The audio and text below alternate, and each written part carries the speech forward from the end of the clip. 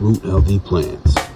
Terrence here with Root Healthy Plants, and we have a good one today. We have a 3-week update on my soil blocks, and today you're going to follow me as I plant them out. Let's do it. You can get a real good close-up. We have some purple top turnips here. Both of these 2 trays are purple top turnips, and you can see how well they're doing. It rained on them last night. Some of them look a little beaten down. We have some radishes, and you can see the date, 8/17. I already planted a bunch of turnips out in my front yard, but I want to show you the process of exactly how I'm doing this. We're going to try to get as much done today as possible, and let's get growing. Y'all see all that glass gem corn behind me right there? That came from just a few cobs. The laws of multiplication, reciprocation, reaping what you sow. Call it what you want. But we got to get to it. All the onions are going to go in my backyard food forest. As far as the beets, the radishes, and the rest of the turnips, we're going to put those in the front yard food forest. I'm going to show you exactly how I might break ground and prepare a bed. The tools that I'm going to be using today, we have I got my pitchfork here. Can't be a farmer without a pitchfork, right? It's my trusty pitchfork. We got my trusty Broadfork here. It's my 6-tine Broadfork. Then I got my trusty shovel. Gotta have a shovel, my spade shovel right here. All right, first thing I'm gonna go do is I'm gonna go Broadfork that area. I brought the pitchfork just in case the Broadfork is too wide and it's encompassing too much space, because I have other stuff growing in that area. I wanna be kind of precise with where loosening up the ground. The area that we're working in today is more over here. Just for perspective, you can see right next to all these beans, these are all my white turnips right here that you see in the ground. I prepared this ground right here. I prepped it. We have a bunch of compost in here. Everything has been growing and putting on a little bit more size. It's rained a few days, and we have some volunteers. I don't mind. As you can see, here's some red Russian kale, that volunteer right there. We got some volunteer beans right here that are popping up in this because of the compost. Free food is free food. Lots of beans all the way down that whole lane. Today's goal is I need to expand from white top turnips end. I need to expand into this area and all through here. The weeds and stuff is taking over, and we need to bring back what's actually growing. We got a pawpaw tree right here. It's being drowned out by some of this stuff that we don't need in here. So we're gonna clean this up. We're gonna broadfork this area a bit. We got a plum tree right here. We wanna grow more food than grass. We don't need all this grass. I wanna show you how I clean up this area that it looks like this. Let's do it. I'm in this area. I could technically start putting some soil blocks here, but I'm gonna run out of space where I have compost. The compost stops about right here. And this area is clear to go. We have willow that I put here, and I don't wanna kill my willow, so I have to be real careful when I start getting into this area right here. I'll show you a little bit where I'm gonna broadfork and start. Just gonna lift up a little soil right there. Just doing a little light lifting. We're not going super deep, a little light, because I want to be able to take my compost and just mix in this area. So I'm going to rip out some of this stuff that's weeds, some of this creeping stuff. You can see how easy that was because I just broadforked. It just lifted some of those roots up. Broadfork a little more right here. I don't want to get too close to the willow. Now I'm going to bring in the pitchfork and get a surgical in this area. Now we're just pitchforking some of this stuff. Just loosening up that soil underneath. A lot of this soil right here is nice and loose, and I can easily dig through it, and this is what I want. I just want to sift through it a little bit. I broadforked this area, and I can tell that I did not broadfork up into right here because it's way more difficult to pull out the stuff that I don't want there. It's time to broadfork again. There we go. We start working our way back. Stick, lift, work your way back. Stick, lift, work your way back. You don't want to go too far too fast. If you only want to broadfork one time, do it the right way. Take your time and go. I like to maybe like stick, lift every 6 inches to get a good broadfork. You can definitely go less. We loosen everything over here, but we're getting really close to our sage. I'm going to keep broadforking for a little bit, and then I'm going to switch over to my pitchfork. Last one, that's it, because I'm getting close to my sage that I don't want to mess up the root system on the sage. Y'all see how I clear out this area. And it's not super difficult. It really isn't. Just broad forking, loosening up that soil underneath. Just digging in, loosening, digging in, loosening. Yeah, getting up under this. It's been there for a few years. It'll be just fine. Even if I hit a couple roots that I didn't want to hit, the sage will be just fine. You can see it's flourishing. And we got sage right next to thyme, right next to pear cactus. I'm not going further than this. Not without the Broadfork. You see how this just fell over? This fell over easy because the root system has been uplifted. And this is what we're doing. And this is what we're aiming for when we're doing the Broadforking and pitchforking right here. We want to get out a lot of the weeds that we don't want there, just like that. And that's the goal. We sift through, take out the stuff that we don't want, leave the stuff that we do want, and then we add in compost. Add in that good stuff. You feel me? Add in that good stuff. Toss that over the fence. This is a home garden method. Like, if you're trying to do this on a mass scale, this is not going to work. This is not going to work. You're going to need too many hands on deck. For one person, it's not going to work. Now, if you got help, you know, you got a lot of hands on deck, then that's another story. And this can be a very regenerative and self-sustainable way, long term. We got another zinnia right here. A little bit of a root system still attached to it. I'm just going to transplant it. That's something that I want to keep. Zinnias I'll keep. The grass I want gone. The weeds I want gone. This rock got to come out. Oh, it's not a rock. This is, oh, it felt like a rock. It's just really hard clay soil. And you see that? It's super hard. It felt like a rock. I'm going to break this apart just like that. And then I'm going to mix it with compost. I grow in the front to be part of the solution, not the problem. I want to show people that grow your own food, you know, because right now this is very difficult times, because I went to the grocery store this morning. The price of some romaine lettuce, the price of squash, the price of just the simple things that you can easily grow, and it was sky high. Survival of the fittest right now. We are in uncertain times right now. And some of the stuff that we need to survive, we need, not want, but need to survive, food, essentially healthy food for sure, they are jacking up the prices on things. It is high. And the crazy thing is, I think it's a lot of tax in it, because the farmers aren't even getting rich off of this stuff. The stuff that we really, really need, the food, you know, the people producing the food are not even really making the money. And that's the conundrum. Food is high, food is sky high. I bought some things this morning, some stuff that I'm not growing, which made me come home and say, you know what, I need to do more in the garden. I gotta do more, gotta do more. We need to overcompensate with food, because you never know what's not gonna be in the grocery store next month or next week. You know, a major event happens, the stuff that you thought was always available may not be available. We've seen it happen. We've seen panic buying, you know? Just it doesn't matter. Fear starts people panic buying, whether it be by famine, disease. Fear makes people panic buy, and now you have empty shelves. It happened, and you couldn't go to stores, you couldn't travel. You can go out to your own backyard or front yard, but if you can't leave the house, then what? I want to be able to go outside my front yard, backyard, and have everything I need to sustain life. Do your research to learn how, oh, look how much stuff just came out. Look how easy that was. All these root systems that just came out easy because I just broadforked really quick. Oh, yeah, that's beautiful. Shake off all that dirt, because we want to keep that. We just want the root systems up out of there. And we're going to compost all this. It's not waste. We run a zero waste here at Root Healthy Plants.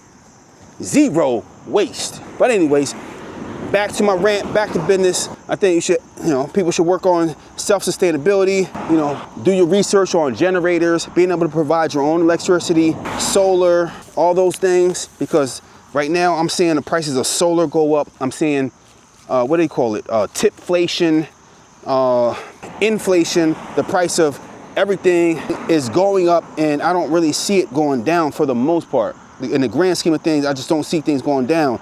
The prices of housing is up. They want tips for everything that's prepared. Prepare your own food. That's what I would say. Learn how to cook. Learn how to prepare your own food. Learn how to grow your own food. and you'll save a lot of money, or you won't have to spend money that you just don't have to begin with. But it depends on where you're at in life and where you want to go. I know how to cook. I'm good. I know how to grow my own food. I'm good. If you can't say the same, then I hope you make a lot of money, and I hope your field of employment is very well protected, because it doesn't look like a lot of fields are protected, even though a lot of people thought that they were. In this age of artificial intelligence, I want to say you want to be doing as much as you can, making as much as you can while you can, providing as much of a security blanket as possible, not taking anything for granted, learning whatever skill you can possibly learn while it's available. You have the University of YouTube, which you're watching this from. Free game that you're getting here. Free game. I'm just showing you how I'm getting it done. This is work into my future and putting food on the table, for sure. All right, look at this.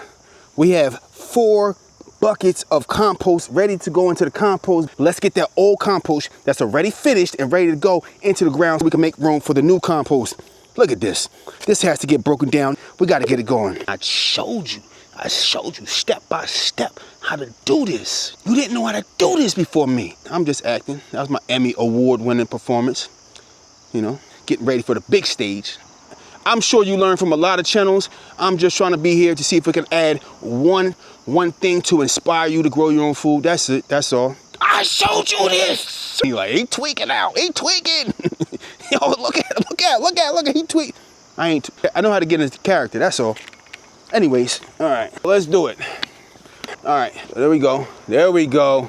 All right, now we are looking into my compost bin here. We got 2 buckets, 2 good buckets, 2, what does it say? Food grade. Man, what does it say? Man, what does it say? Food grade. We got 2 food grade containers here, 2 food grade buckets, and we're getting ready to fill our compost into these 2 buckets. We can mix it into the growing medium out front. Let's do it. I like to keep a lot of my compost covered.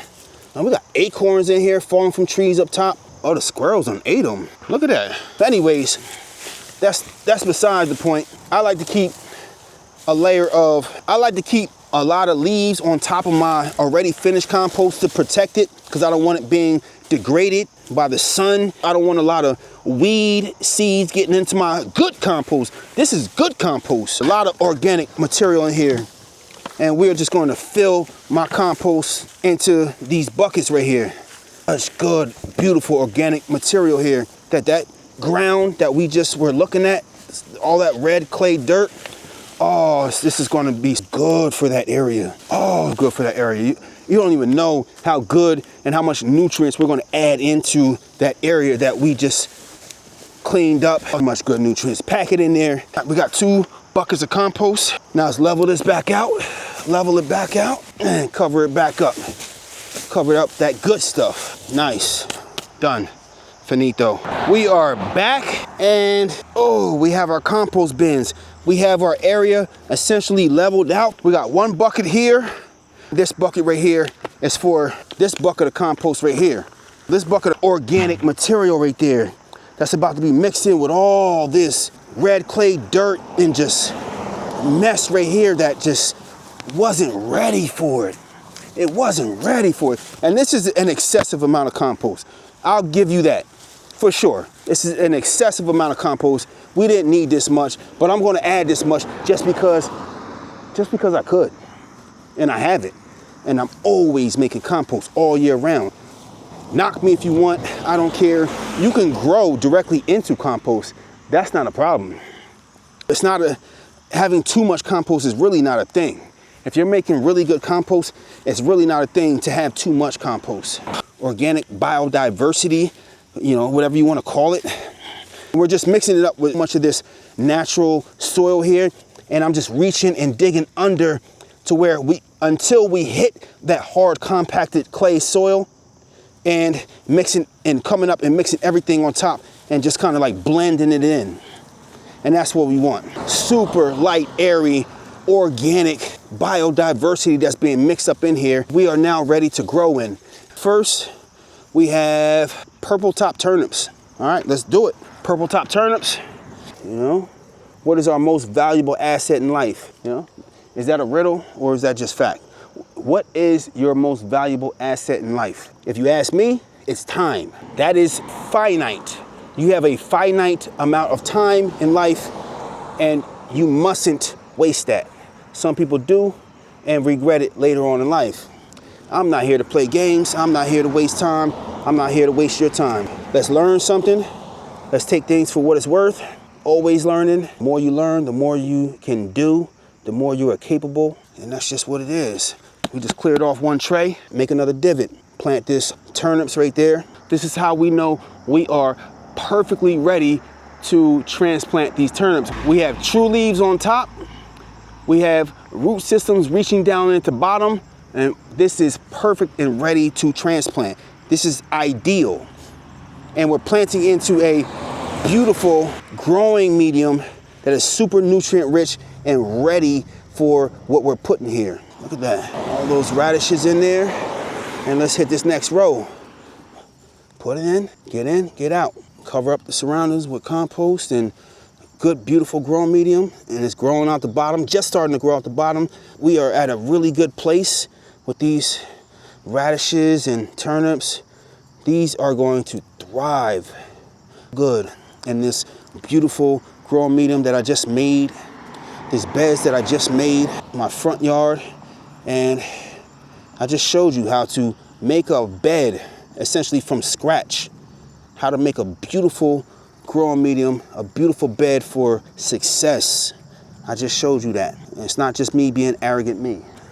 I gave you essentially a step-by-step guide. Now, if you don't know how to make compost, you need to refer to some of my compost videos and I'll show you how to make compost because the compost makes a difference. You can buy compost and I mean, it's going to be really expensive or you could just make it for free. That's what I suggest. I make compost for free. I grow vegetables from seed for pennies on the dollar and harvest good food for pennies on the dollar. Put in a little bit of elbow grease, have a little bit of patience to wait for things to develop, produce, you know, and you got a lot of free food there. Spread the information, spread how I do it. Now I know, even though that I'm showing how to do it and giving you a pretty foolproof plan on how to gain success, I know a lot of people are still not going to do it. It looks good, it sounds good. People are just really physically lazy, mentally lazy, and they're not going to do it. But for the ones that are willing to do the work, it's a little bit of work, just a little bit. But look how much you can get from that. You know, if you got a little bit of free time to spend on Netflix, Hulu, Amazon Prime, and all these other shows, and time that is really not giving back to you, if you got time to spend on that, you got time to put a couple hours into whatever land you have, whatever little pots in growing space that you have, you got time for that too. Don't make excuses. You know, I learned a little mantra a long time ago, and I'll give it to you right here, right now. You ready? I want you to be prepared. This little mantra I learned a long time ago. Excuses are tools of the incompetent, which build monuments of nothingness, and those that specialize in their uses are seldom capable of anything else. If you are a person that's used to making excuses for things, making excuses for yourself, that should hit home for you. Don't be one of those people that are seldom capable of anything else because all you do is provide excuses for why you can't do something. You can do it. Stop making excuses, put your head down, get to work. The world was not built in one day. You know, everything is just to be broken down one step at a time. You can accomplish big things, big tasks in life. You just need to break it down step by step. Nothing in life is difficult. It's just about learning to compartmentalize and breaking things down step by step and accomplishing every little task, and a little task equal to the bigger tasks. You can have one big goal, but if you break that down into small little tasks, it makes it really easy to accomplish. Really easy. Nothing in life is difficult. Nothing. And that's how I approach things. That's how I look at it. There's nothing that's difficult. Nothing. You just have to do it little by little.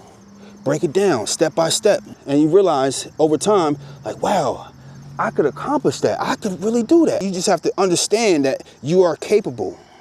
You are capable, for sure. It's just about the can-do mindset and being someone that is a doer, not just a thinker. You don't want to suffer from analysis paralysis. And that's what's a lot of people's problems. Analysis paralysis. You got to get out here in the dirt and just get busy. And this is what I'm doing. Get out here in the dirt and get busy. A lot of people like to theorize growing their own food. I wish I could. I know I could, but it's just hard. I don't have the time. I don't have the space. I don't have the right ingredients. I don't have the, you're making excuses for yourself. Don't do that.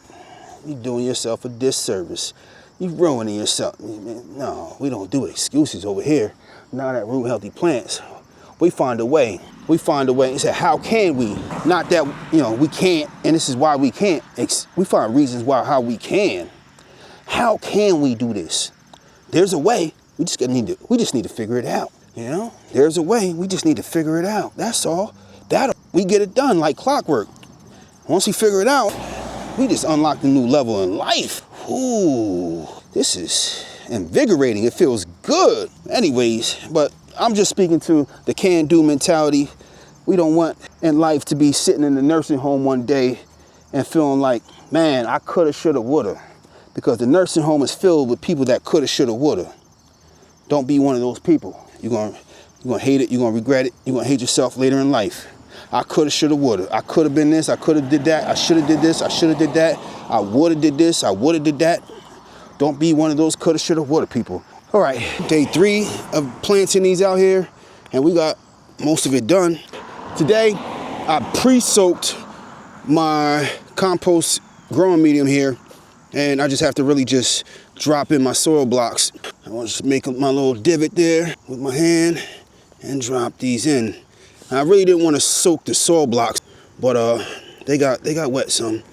Let's see if I can go a little deeper with the next one. Yeah, there we go. Better. Not too deep. That one is probably a little too deep. But I'm going to try to make quick work of this.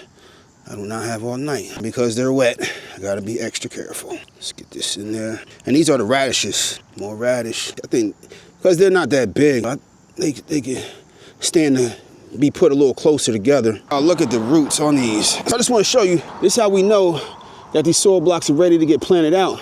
You see those roots right there on the bottom? Yeah, these things are ready to go on the ground. And I just love how light and airy this area became because of the compost, because of all that organic material I just added in there. This was more of like the hard compacted clay soil. Now we are doing great. This is amazing to work with, super easy to work with, where I can just dig without having a hand shovel. Just pop a hole in with my fingers, drop it in, and backfill.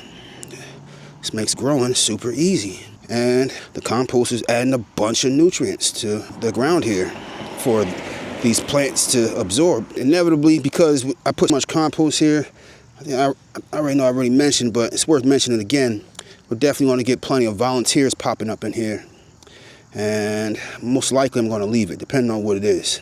If it's something like squash, I'll pull them because I don't want them competing with this stuff out here. All right, on to the beets. Let's do it. The beets aren't really growing through the bottom yet. It's not looking like. Some of them are just really starting to get their true leaves. Some of them have 2 of them in there. I'm going to leave them just to see what happens. I like experimenting, pushing the limits, pushing boundaries of nature, seeing what nature is willing to teach me. I am a student of nature. I think if you're watching this channel, you listening to me, you're probably a student of nature too. We all should be. I like the color that like beets and radishes add to the garden. I like what it adds to the garden. I like the color that it adds to the plate. If somebody in the comments, you ever seen one of those tools where you kind of like push, you got to hold it by the handle, push it in, and you kind of like pop out that little section that you're gonna put your plant in? Yeah, what's that tool called? I don't know. I've seen it a few times. I think I have one in my shed, but I never actually used it. I don't know, what's that tool called? And would that make my job a little bit easier right here, right now? I surmise that it might, but I'm okay with how I'm doing it though. I'm not complaining. I've seen some of those super advanced tools and machines that Big Ag has, some of those big farms, and they're getting many crops in the ground fast. One more. Let's backfill this stuff. All right, I'll take it. One of them in the ground. We got a few that we didn't get in the ground yet when we have to fill in these gaps. All right, I'll put one right here. Make space for this one. And make space for that little guy. And we are done. We are finished. Some of these beets, they're young. They're not looking like a whole lot right now. We'll continue to monitor, see how they'll do. As of right now, this is what's going on. This is how we're looking. This is how we're looking. Those are radishes here. On this side, got beets, radishes, doing good. Everything's nicely spaced. And look at that area. And then over here, more radishes. And then we're over here into the turnip section. Purple top turnips and white turnips. And all the way over here, more white turnips. But you can see, like I said, with the compost, we get these volunteers like this. It's like beans popping up. You see more over there. But it's all good. I'll take it. Look at these volunteers. See that? What's that? That's a black bean volunteer. You see the beans just popping up. Free food. We are doing great. We just planted, I imagine, a few hundred here. Lots and lots of food. We did it. Nice. Look at that, bro.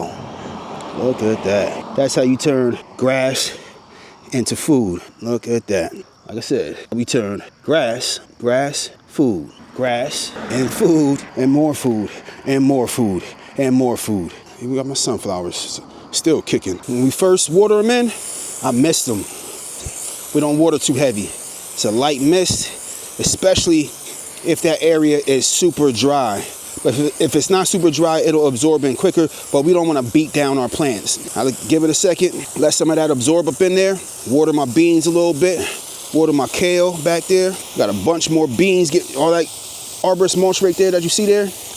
Got a ton of beans getting ready to flood that area. That area over there is getting ready to look like this area over here.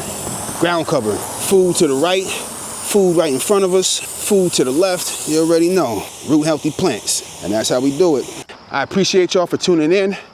If you appreciate this video, if you learned something, if this was educational, please hit that like button. If you haven't already subscribed, hit that subscribe button, and I look forward to seeing you on the next one. Terrence here, Root Healthy Plants.